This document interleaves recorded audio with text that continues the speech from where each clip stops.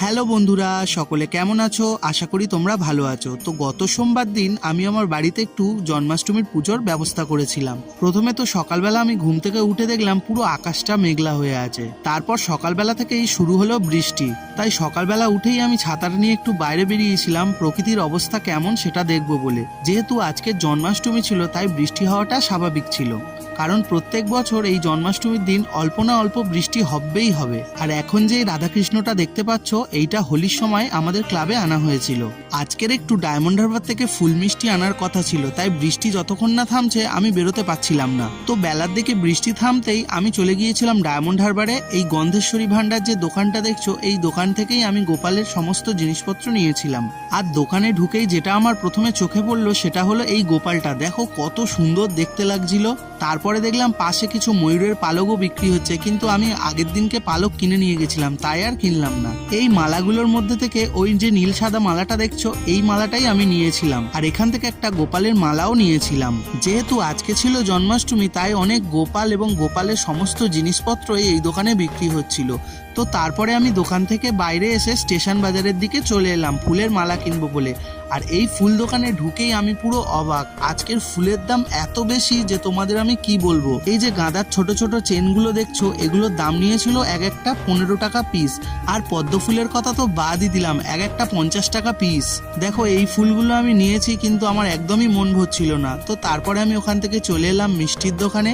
আর মিষ্টির দোকানে এসে দেখলাম যে আজকের অনেক রকমেরই মিষ্টি বানিয়েছিল। যেহেতু জন্মাষ্টমী, ক্ষীরের নাড়ু থেকে শুরু করে এখানে তালের বড়া, মালপোয়া সমস্ত কিছুই বিক্রি হচ্ছিল। আর এখানে আমি একটু ফুটেজও নিয়ে নিলাম। তো তারপরে সাইকেলটা নিয়ে আমি বাড়ির উদ্দেশ্যে রওনা দিলাম। আর বাড়িতে যেতে যেতেই আমি একটু দাঁড়িয়ে পড়লাম রাখাল ঠাকুরতলার মন্দিরে। এই মন্দিরটার আজকে দরজা খুলে দিয়েছিল, আর ভেতরে ঢুকে দেখলাম কত গোপাল ঠাকুর এবং কৃষ্ণ ঠাকুর। প্রতি বছরই পয়লা বৈশাখের দিন এই মন্দিরে অনেকে গোপাল এবং কৃষ্ণ দিয়ে যান। দেখতে পাচ্ছ কত গোপাল ঠাকুর এখানে। তো এখানে দাঁড়িয়েও আমি একটু প্রণাম করে নিলাম ঠাকুরকে। তারপর বাড়ির উদ্দেশ্যে আমি বেরিয়ে পড়লাম। যেহেতু আজকে সকাল থেকেই বৃষ্টি হচ্ছিল, তাই আজকে রাস্তাঘাট পুরো ফাঁকাই ছিল।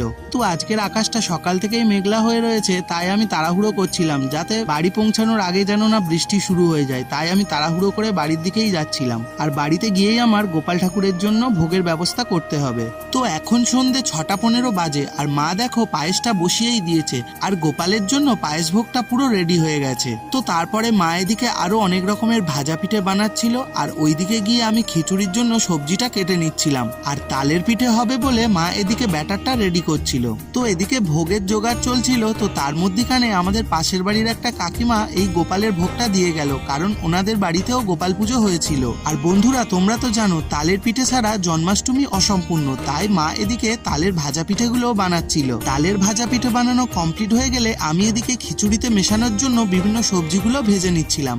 তো তার মধ্যে ছিল আলু, আর ছিল গাজর, ছোট ছোট করে ভাজা ফুলকপি, ছোট ছোট করে কাটা বিনস, সমস্তগুলোই ভেজে নিয়েছিলাম। আর দেখো সমস্ত সবজিগুলো ভাজা হয়ে যাওয়ার পর ঠিক দেখতে লাগছিল এই রকম। তো খিচুড়ির উপকরণগুলো ভাজা হয়ে যাওয়ার পরে খিচুড়ির সাথে 5 রকমের ভাজা আমি এখানে করেছিলাম। তো তার মধ্যে ছিল ছোট ছোট করে কেটে নেওয়া আলু ভাজা, গোল গোল করে কেটে নেওয়া চিচিঙ্গা ভাজা, গোল গোল করে নেওয়া বেগুন ভাজা, আর হ্যাঁ এখানে আমি পটল ভাজাও করেছিলাম, কিন্তু সেইটা আমি রেকর্ডিং করতে ভুলে গেছিলাম। আর ছিল কলমি শাক ভাজা। সমস্ত ভাজাগুলো কমপ্লিট হয়ে যাওয়ার পর এদিকে খিচুড়িটা বসানো হয়েছিল, আর খিচুড়িটা কিছুক্ষণের মধ্যে রেডিও হয়ে গেল। তো আমার ভোগের প্রসাদ সমস্ত রেডি হয়ে গেছে। তো এবার আমি গোপাল ঠাকুরকে ভালো করে একটু সাজিয়ে নিলাম। দেখতেই পাচ্ছ তোমরা গোপালকে কত সুন্দর লাগছে। আর তারপরে আমি ভগবানের সামনে ভোগ নিবেদন করে দিলাম। ভোগের মধ্যে ছিল খিচুড়ি ভোগ, বিভিন্ন রকমের মিষ্টি, লুচি, 5 রকমের ভাজা, পায়েস, মাখন মিশ্রি, দই, তালের পিঠে এবং ফলমূল। আর সবশেষে গোপালের আরতি শুরু হলো। প্রথমে আমি প্রদীপ জেলে গোপালকে কিছুক্ষণ আরতি করে নিলাম, আর তারপরে আমি ধূপ জেলে গোপালকে আরতি করে নিলাম। আর দেখো গোপালকে এখানে কত সুন্দর লাগছে। আর চলো আমাদের সিংহাসনে কি কি ঠাকুর আছে তোমাদেরকে দেখায়। এখানে শিব ঠাকুর, রাধা মাধব, জগন্নাথ দেব এবং গোপাল। আর আরতি করা আমার কমপ্লিট হয়ে গেলে আমি গোপালের কয়েকটা ফুটেজ নিচ্ছিলাম। আর আজকের দিনটা আমার এইভাবেই কাটলো। আর তোমরা কি জানো, রাত্রেবেলা খুব জোরে বৃষ্টি হচ্ছিল, আর খুব জোরে জোরে বজ্রাঘাতও পড়ছিল, আর বিদ্যুৎও চমকাচ্ছিল। সত্যি কথা বলতে আজকের দিনটা আমার খুব ভালোভাবেই কেটেছে। তোমাদের আজকের দিনটা কেমন কাটলো একটা কমেন্ট করে জানিও। আর ভিডিওটা ভালো লাগলে ভিডিওটাতে একটা লাইক করে দিও, আর কমেন্ট বক্সে জয় গোপাল লিখতে একদম ভুলবে না। দেখা হচ্ছে পরের ভিডিওতে, ততক্ষণে সকলে ভালো থেকো, সুস্থ থেকো।